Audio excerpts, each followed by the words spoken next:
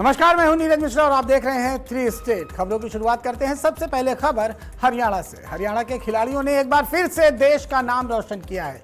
मुख्यमंत्री नायब सिंह सैनी ने शानदार प्रदर्शन करने वाले खिलाड़ियों को बधाई देते हुए कहा कि हरियाणा के खिलाड़ियों ने देश का मान बढ़ाया है। उन्होंने बताया कि भारत के 13 स्वर्ण पदकों में से 7 गोल्ड हरियाणा के खिलाड़ियों ने जीते हैं और इसके अलावा खिलाड़ियों ने 2 रजत और 1 कांस्य पदक भी देश की झोली में डाला है। मुख्यमंत्री ने सभी खिलाड़ियों को शुभकामनाएं देते हुए उनके उज्जवल भविष्य की कामना की। कॉमनवेल्थ गेम हो रहे हैं। कॉमनवेल्थ गेम्स के अंदर हमारे हरियाणा के 13 बच्चे गोल्ड मेडल वो लेकर के, जो 13 बच्चे गोल्ड मेडल लेकर के आए, उनमें से 7 बच्चे हरियाणा के हमारे गोल्ड मेडल लेकर के आए हैं। और ये ताकत तभी बनती है जब हमारा युवा नशे से दूर रहता है और वो नशा उसके अंदर मेडल लाने का होता है। ये विकसित हरियाणा, विकसित भारत।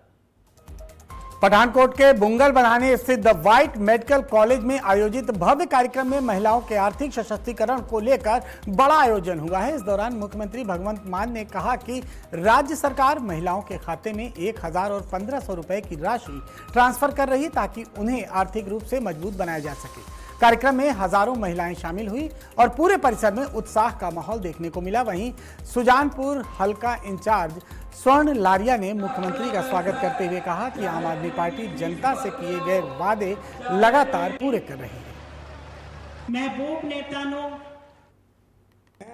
आदरणीय सरदार भगवंत सिंह मान जी दा, आम आदमी पार्टी दे सारी लीडरशिप दा, जिस तरह पठानकोट स्पैशली विधान सभा सुजानपुर इन्हां दी लोकां दी तरफों मैं बहुत बहुत धन्यवाद करदा। और जो कुछ मेरे सीएम साहब ने किया सीगा वो 100% उन्होंने ऑनर किया। एक तो ये सीगा कि आज 42 लाख साडियां भैणां धीआं मावां नूं असीं उन्हां दी समान राशि आज पै जाएगी, हो गया। और बहुत उम्मीद है मैनूं कि जिद्दां दा अज रिस्पॉन्स सीगा मेरे परिवारां दा, मैं सारे परिवारां दा बहुत बहुत धन्यवाद करदा। उम्मीद करदा कि आम आदमी पार्टी को हमेशा अपना आशीर्वाद देना, इसी तरह जिदा दे रहे हो। 2027 कुछ भी होए, आदरणीय सरदार भगवंत सिंह मान जी को अपने चीफ मिनिस्टर बनाओ, जो कुछ रह गया वो भी पूरा होगा। पंजाब के जालंधर में आम आदमी पार्टी ने मां बहन सम्मान योजना को लेकर अपनी तैयारियां तेज कर दी हैं। रेड क्रॉस भवन में आयोजित विशेष बैठक में महिला विंग की पंजाब अध्यक्ष और विधायक डॉक्टर अमनदीप कौर और पंजाब महिला आयोग की सदस्य कृष्णा ग्रेवाल ने योजना को लेकर पार्टी की रणनीति और सरकार की प्राथमिकताओं पर चर्चा की। इस दौरान नेताओं ने कहा कि पंजाब सरकार महिलाओं के कल्याण और विकास के लिए लगातार काम कर रही है। साथ ही भरोसा जताया कि 2027 में एक बार फिर आम आदमी पार्टी की सरकार बनेगी और जनता से किए गए सभी वादे और गारंटियां पूरी की जाएंगी।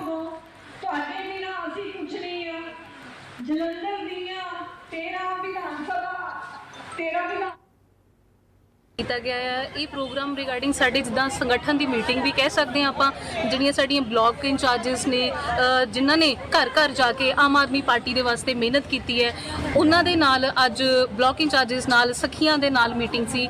ਅੱਜ ਸਾਡੀ ਜਿਹੜੀ ਹੈ ਸਟੇਟ ਦੀ ਟੀਮ ਵੀ ਜਿਹੜੀ ਇੱਥੇ ਮੌਜੂਦ ਸੀ।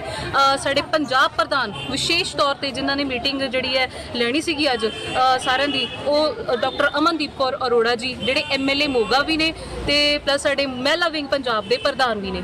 सो इत्थे देखो जी, महिला सशक्तिकरण की गल कर ली, वूमेन एम्पावरमेंट की गल कर ली, तो आम आदमी पार्टी ने जो वूमेन एम्पावरमेंट वास्ते काम कर दिता है, हुण तक जिन्नियां भी रवायती पार्टियां ने पंजाब दे विच निग माणिया जी इत्थे सत्ता दा, उन्होंने नहीं सी कीता।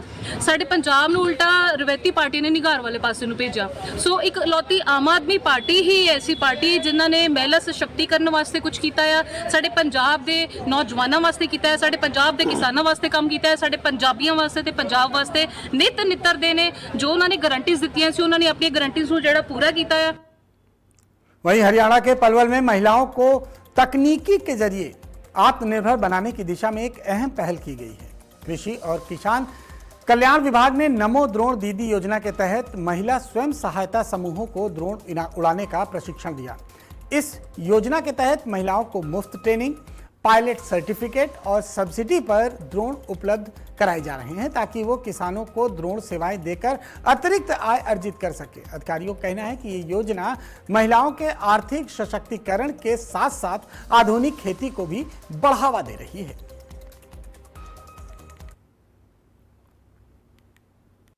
ये नारी शक्ति के लिए एक एग्री शक्ति नमो ड्रोन दीदी के नाम से केंद्र सरकार द्वारा संचालित एक योजना है, जिसमें हमारी जो नारी शक्ति है उसको आर्थिक रूप से सबल बनाने के लिए योजना चलाई गई है। इसमें ट्रेनिंग दी गई थी हमारे ज़िले से 5 महिलाओं को, और उनके माध्यम से ड्रोन के द्वारा खेतों में स्प्रे कराने के लिए खाद दवाइयों की अलग अलग जो भी आवश्यकता है फसल की, उसकी स्प्रे के लिए ड्रोन दिए गए हैं इन्हें, और ट्रेनिंग भी इन्हें सरकार के माध्यम से उपलब्ध कराई गई है। सबसे बड़ा फ़ायदा तो ये है कि केंद्र सरकार का जो महिला सशक्तिकरण का जो अभियान है उसमें एक मील का पत्थर साबित होगा, और महिलाओं को एक अलग एक एक्सपोजर मिलेगा जिसमें कि वो एग्रीकल्चर क्षेत्र में भी अपने आप को प्रदर्शित कर पाएंगे। इसमें ड्रोन को चलाने की ट्रेनिंग दी जाती है, और उसके साथ साथ फिर फील्ड स्तर पर किसी दवाई का किस तरह से जो है स्प्रे किया जाना है, क्योंकि जनरली अगर हम ड्रोन अपना स्प्रे कराते हैं तो उसमें 10 से 15 लीटर पानी की आवश्यकता होती है, और ड्रोन के अंदर नाम मात्र 10 लीटर पानी में आप 1 एकड़ फसल का स्प्रे करा सकते हैं। तो एक तकनीकी रूप से बहुत समृद्ध स्कीम है, जिससे कि जो है किसानों को भी लाभान्वित किया जाएगा, और साथ में महिलाओं को भी इससे काफ़ी लाभ मिलेगा। इस पर ड्रोन खरीद पर सब्सिडी दी जाती है। व्यक्तिगत रूप से अगर कोई भी प्रशिक्षु अपना ट्रेनिंग लेना चाहता है तो उसके लिए लगभग 40 से 50 हज़ार का खर्चा आता है, जो कि सरकार द्वारा स्वयं वहन किया जाता है, और ट्रेनिंग लेने के पश्चात में 8 से 10 लाख तक के जो ड्रोनों की कीमत है वो भी जो है इन्हें 80 से 100% सब्सिडी पर प्रदान किए जाते हैं। जिन्हें हमें एक नई पहचान दी है, हमें एक नमो ड्रोन दीदी की पहचान दी है। पिछले सेशन में भी ये एक सेंट्रल गवर्नमेंट की स्कीम है जो हमारे प्रधानमंत्री मोदी जी हैं, उन्होंने महिला सशक्तिकरण को बढ़ावा देने के लिए स्कीम चलाई है। मैंने भी इस स्कीम के अंतर्गत भाग लिया, और क्रिफ्को फर्टिलाइज़र के माध्यम से मुझे फ्री ऑफ कॉस्ट ट्रेनिंग प्राप्त हुई, जिसकी कॉस्ट लगभग 40 से 50 हज़ार रुपये है। उन्होंने हमें क्रिफ्को ने ही हमें ड्रोन दिया है, वो भी बिल्कुल फ्री ऑफ कॉस्ट है।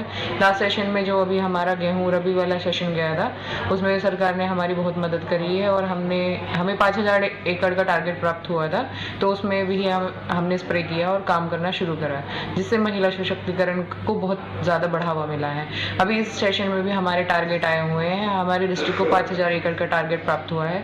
हम इस सेशन में भी अच्छे से काम करेंगे और अपनी आर्थिक मदद करेंगे। मैं महिलाओं से कहना चाहती हूँ कि वो भी इस स्कीम का फ़ायदा उठाएं, इस स्कीम में भाग लें और अपने आप को आर्थिक रूप से मजबूत बनाएं।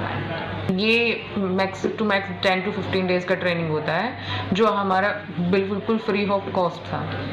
इसमें आपको ड्रोन फ्लाइंग, अगर इमरजेंसी लैंडिंग, अगर आप कहीं ड्रोन आपका बहुत दूर चला जाता है तो उसे कैसे लाना है, बहुत चीज़ें सिखाई जाती हैं, और ये बिल्कुल फ्री ऑफ कॉस्ट है। तो मैं चाहती हूँ कि महिलाएं बढ़ चढ़ के इसमें भाग लें। स्प्रे करने के लिए आपको हमारा जो ड्रोन का टैंक है वो 10 लीटर का होता है, तो जो अगर आप नैनो फर्टिलाइज़र या जो भी आप किसान पेस्टिसाइड का स्प्रे करवाना चाहता है, तो हम वो 10 लीटर के टैंक में वाटर डाल के उसमें मिक्स करके फिर हम स्प्रे करते हैं, और इससे ना तो हमारी फसल को नुकसान होता है और हमारे पानी की भी बचत होती है, बिजली की बचत होती है, और किसान का ये काम जो 2 से 3 घंटे में करता था वो मैक्स टू मैक्स 5 से 10 मिनट में हो जाता है। पंजाब कांग्रेस में अंदरूनी खींचतान के बीच पूर्व मुख्यमंत्री चरणजीत सिंह चन्नी खुलकर मदन लाल जलालपुर के समर्थन में आ गए हैं। चन्नी ने जलालपुर को जारी निलंबन नोटिस पर सवाल उठाते हुए कहा कि कांग्रेस के संविधान के मुताबिक प्रशासनिक समिति के चेयरमैन के पास किसी एआईसीसी, पीसीसी सदस्य या पूर्व विधायक को सीधे निलंबित करने का अधिकार नहीं है। उन्होंने कहा कि पार्टी को अपने वरिष्ठ नेताओं के साथ लेकर चलना चाहिए, न कि उनसे दूरी बनानी चाहिए। चन्नी ने साफ किया कि वो इस मुद्दे पर प्रदेश अध्यक्ष और पार्टी हाईकमान से बात करेंगे। साथ ही उन्होंने कांग्रेस में एकजुटता की अपील करते हुए कहा कि उनका मकसद किसी के खिलाफ बोलना नहीं, बल्कि कांग्रेस परिवार को मजबूत करना है।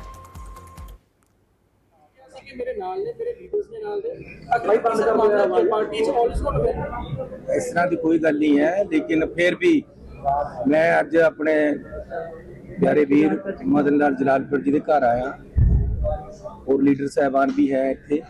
ਸਾਡਾ ਸਿਰਫ ਇੰਨਾ ਮਕਸਦ ਹੈ ਕਿ ਕਾਂਗਰਸ ਦੀਆਂ ਮੀਟਿੰਗਾਂ ਜਿਹੜੀਆਂ ਚੱਲ ਰਹੀਆਂ ਉਹ ਸ਼ਾਂਤਮਈ ਢੰਗ ਦੇ ਨਾਲ ਹੋਵੇ।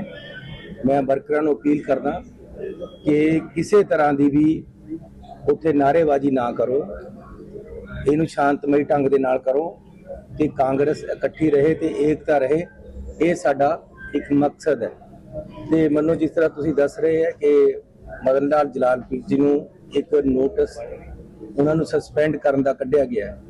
ਮੈਂ ਉਹ ਨੋਟਿਸ ਦੇਖਿਆ। ਨੋਟਿਸ ਜਿਹੜਾ अनुशासनी कमेटी के चेयरमैन वालों है। तो वहीं हिमाचल के हरोली विधानसभा क्षेत्र को सार्वजनिक परिवहन के क्षेत्र में बड़ी सौगात मिली है। रविवार को उप मुख्यमंत्री मुकेश अग्निहोत्री ने हरोली बस अड्डा परिसर में हिमाचल पथ परिवहन निगम के नए क्षेत्रीय कार्यालय और आधुनिक ई बस डिपो का लोकार्पण किया। इस मौके पर उन्होंने कहा कि नए क्षेत्रीय कार्यालय से HRTC की सेवाओं के संचालन और प्रबंधन में तेजी आएगी। वहीं ई बस डिपो से पर्यावरण अनुकूल और आधुनिक परिवहन व्यवस्था को बढ़ावा मिलेगा। सरकार का दावा है कि इससे यात्रियों को बेहतर सुविधाएं और अधिक गुणवत्तापूर्ण बस सेवाएं उपलब्ध होंगी। हमारा जो ई डिपो है, इलेक्ट्रिक डिपो, यहाँ पे हरोली में स्थापित किया गया है और ये लगभग 50 बसेस से इसको हम संचालित कर रहे हैं और ये यहाँ पे इलाके की बहुत अरसा से मांग थी कि यहाँ पे क्षेत्रीय कार्यालय खोला जाए, ई डिपो खोला जाए और बसेस को पूरे ऊना जिला में जो है उसकी मांग चल रही थी। तो फर्स्ट राउंड में हमने हमीरपुर पार्लियामेंट्री सीट जो है पूरी, इसको हमने 115 बसें दी है, इलेक्ट्रिक बसें 115 दी हैं और ऊना जिला को लगभग 50 बसेज आएंगी। 35 आ गई हैं, हमीरपुर को 35 आ गई हैं, देरा को बसेज चली गई हैं, बिलासपुर को बसेज दे दी हैं। तो ये जो हमारा कुल मिला के जो हमारा हमीरपुर पार्लियामेंट्री सीट है, यहाँ पे इलेक्ट्रिक बसेस का संचालन अच्छे तरीके से हो सकता है। पंजाब में 2027 विधानसभा चुनाव की तैयारियों के बीच बरनाला में कांग्रेस की हर बूथ कांग्रेस मजबूत करने की बैठक उस समय चर्चा में आ गई जब कार्यक्रम के दौरान पूर्व मुख्यमंत्री चरणजीत सिंह चन्नी के समर्थन में जोरदार नारेबाजी शुरू हो गई। नारेबाजी के चलते कुछ देर के लिए बैठक में हंगामे की स्थिति बनी, जिसके बाद कार्यकर्ताओं को शांत कर कार्यक्रम दोबारा शुरू किया गया। इस दौरान पंजाब प्रभारी भूपेश बघेल, प्रदेश अध्यक्ष अमरिंदर सिंह राजा बिंडिंग समेत कई वरिष्ठ नेता मौजूद रहे। नेताओं ने मंच से पार्टी अनुशासन बनाए रखने और एकजुट होकर कांग्रेस का चुनाव लड़ने का संदेश दिया। वहीं हिमाचल प्रदेश में 2027 विधानसभा चुनाव से पहले आम आदमी पार्टी ने अपनी राजनीतिक गतिविधियों को तेज कर दिया है। पार्टी ने आज से प्रदेश के सभी 68 विधानसभा क्षेत्रों में सदस्यता अभियान शुरू किया है। शिमला समेत विभिन्न जिलों में कार्यकर्ता लोगों के बीच पहुंचकर पार्टी की नीतियों का प्रचार कर रहे हैं और नए सदस्यों को जोड़ने में जुटे हुए हैं। इस दौरान आपने कांग्रेस और बीजेपी दोनों पर निशाना साधा और कहा कि प्रदेश की राजनीति में तीसरे मजबूत विकल्प की जरूरत है।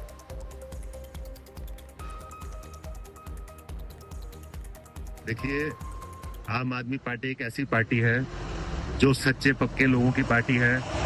हमारा शुरू से नारा रहा है कट्टर ईमानदार राजनीति, और हमारे जो मुद्दे रहे हैं बिजली, पानी, शिक्षा, स्वास्थ्य, महिला अधिकार, गरीबों के अधिकार, पिछड़ों के अधिकार, यही हमारे मूल मुद्दे हैं। इन्हीं मुद्दों में हमने दिल्ली में भी चुनाव लड़ा, इन्हीं मुद्दों से हम पंजाब में भी लड़ते आ रहे हैं और हिमाचल प्रदेश में भी आप लोग देख रहे हैं कि एक बार तेरी एक बार मेरी की राजनीति चल रही है। तो संत शिरोमणि गुरु रविदास जी की 650वीं जयंती के उपलक्ष्य में निकाली गई राष्ट्रीय कलश यात्रा रविवार को हिमाचल प्रदेश के ऊना जिले के संतोषगढ़ पहुंची। वाराणसी से शुरू हुई ये यात्रा नंगल और अजोली मार्ग होते हुए गुरु रविदास मंदिर पहुंची, जहां श्रद्धालुओं ने भव्य स्वागत किया। इस मौके पर भाजपा नेता और पूर्व केंद्रीय मंत्री अनुराग सिंह ठाकुर के साथ राज्यसभा सांसद डॉक्टर सिकंदर कुमार भी मौजूद रहे। मंदिर समिति और स्थानीय लोगों ने यात्रा का स्वागत कर गुरु रविदास जी के संदेशों को याद किया।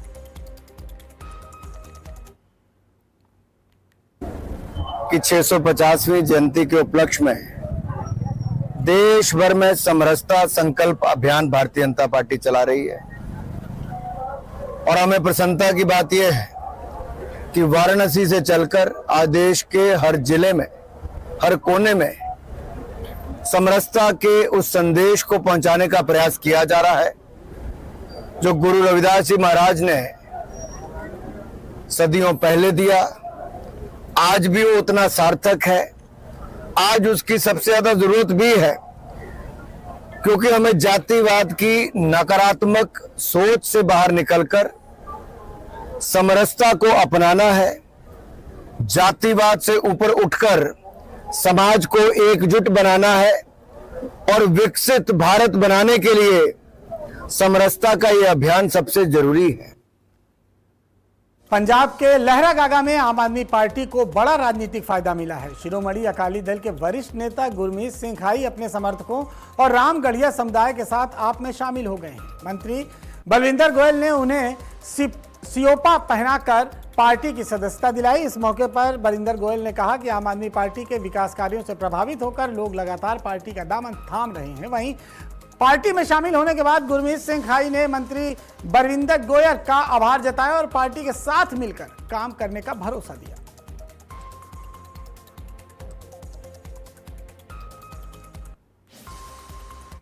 गुरमीत सिंह खाई साडा पुराना साथी है 30-35 सालों से।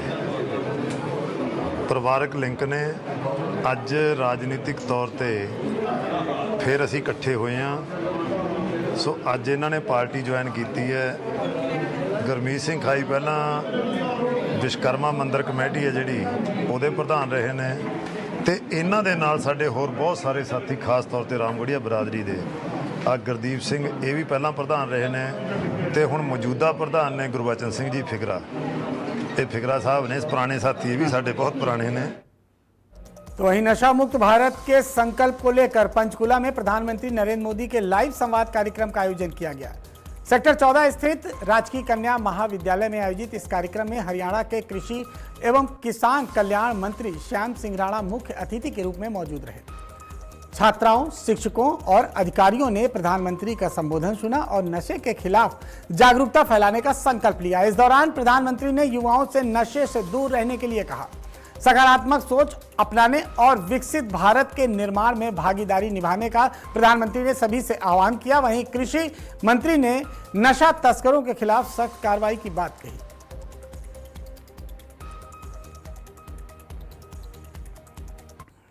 इसकी शुभारंभ हुआ तो वैसे तो सारे देश में प्रधानमंत्री जी ने 1000 जगह जो लोग संपर्क में आए, तकरीबन 1 करोड़ युवाओं को आज संबोधन किया। नशा मुक्त भारत बनाने के लिए 100 सप्ताह का योजना बनाई, जिसमें तकरीबन 2 मास से कुछ थोड़ा ज़्यादा है। हम इसमें पूरे भारत को नशा मुक्त करने के लिए प्रधानमंत्री जी का आह्वान हुआ और हम हरियाणा में समझते हैं भी यहाँ आर्य समाज का अच्छा प्रभाव। तो वहीं मुनक में नगर काउंसलर मुख्तियार कंबोज पर हमले के आरोपियों की गिरफ्तारी की मांग को लेकर धरना लगातार जारी है। 14वें दिन भी प्रदर्शनकारियों का आंदोलन जारी रहा, जबकि मुख्तियार सिंह 27 जुलाई से आमरण अनशन पर। आरोप है कि 28 जून को नकाबपोश लोगों ने नगर काउंसिल कार्यालय में घुसकर चाकू और कृपाल से उन पर हमला किया, जिससे वो गंभीर रूप से घायल हो गए। 1 महीने बाद भी आरोपियों की पहचान नहीं होने से पूरा परिवार नाराज है। वहीं पत्नी परमजीत कौर ने पुलिस प्रशासन को जिम्मेदार ठहराते हुए न्याय की मांग की।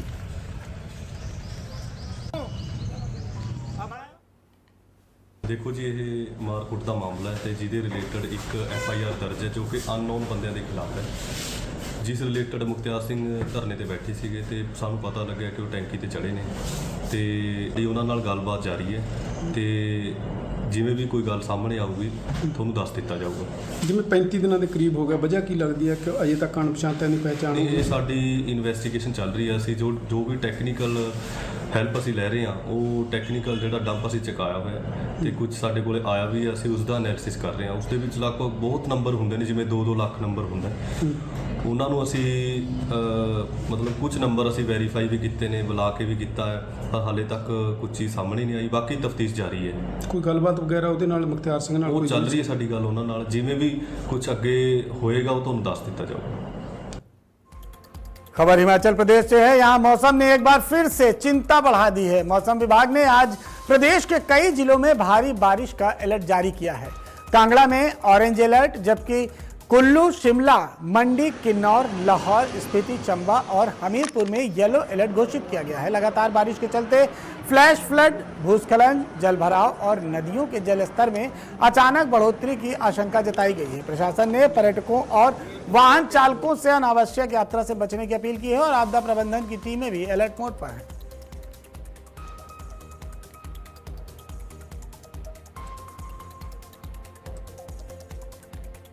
पलवल, फरीदाबाद और गुरुग्राम पुलिस की मानव तस्करी निरोधक टीम ने एक बड़ी कार्रवाई करते हुए बिहार से लापता हुई 18 वर्षीय युवती को होडल के गांव भुलवाना से बरामद किया है। युवती को बिहार पुलिस के हवाले कर दिया गया है और वीडियो कॉल के जरिए उसकी पहचान भी उसकी मां से कराई गई है।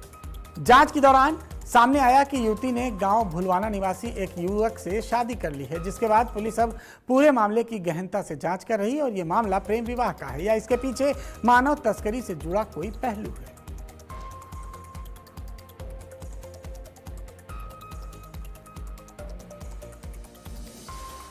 हम बिहार से आए हैं, बिहार पुलिस में स्थापित है फारबिसगंज जिला, जब फारबिसगंज थाना अररिया जिला के हैं। लड़की जो है सो वहाँ से गुम हो गई बिना बताए हुए, बिना मम्मी पास से। इनकी मम्मी एफआईआर दर्ज करवाई 445/26। इनकी लोकेशन लेने के बाद फिर हम लोगों को लोकेशन तो आ नहीं रहा था, इनसे बात करवाई थी ना, उनका लोकेशन यहाँ। तो वहीं पलवल के होडल से वन्य जीव तस्करी से जुड़े बड़े नेटवर्क से जुड़ा एक और खुलासा हुआ है। आगरा से 10 तेंदुओं की खाल और सिर के साथ गिरफ्तार अंतर्राष्ट्रीय तस्करों में शामिल आरोपी भगत सिंह के घर पर वन्य जीव विभाग और पुलिस ने संयुक्त छापेमारी की। कार्रवाई के दौरान हिरन के सींग, अन्य वन्य जीवों के अंग, जानवरों को पकड़ने के और शिकंजे में लेने और साथ ही कई हथियार भी बरामद हुए हैं। बरामद सामग्री की जांच के लिए उनको लैब भेज दिया गया है, जबकि पूरे मामले की जांच की जा रही है।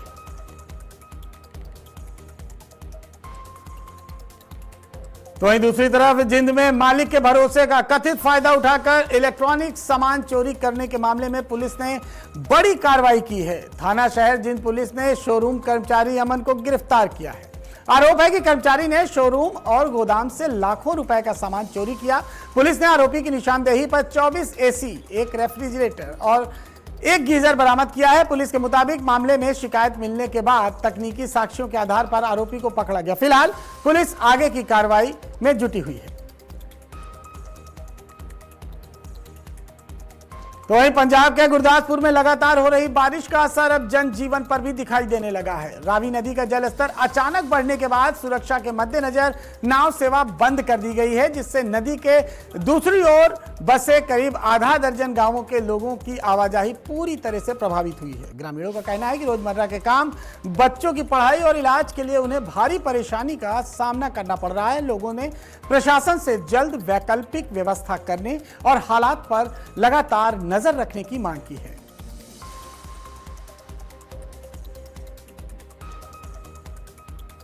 थ्री स्टेट की खबरों में फिलहाल इतना ही। खबरों का सिलसिला लगातार आज की खबर पर जारी रहेगा, तो देखते रहिए आज की खबर।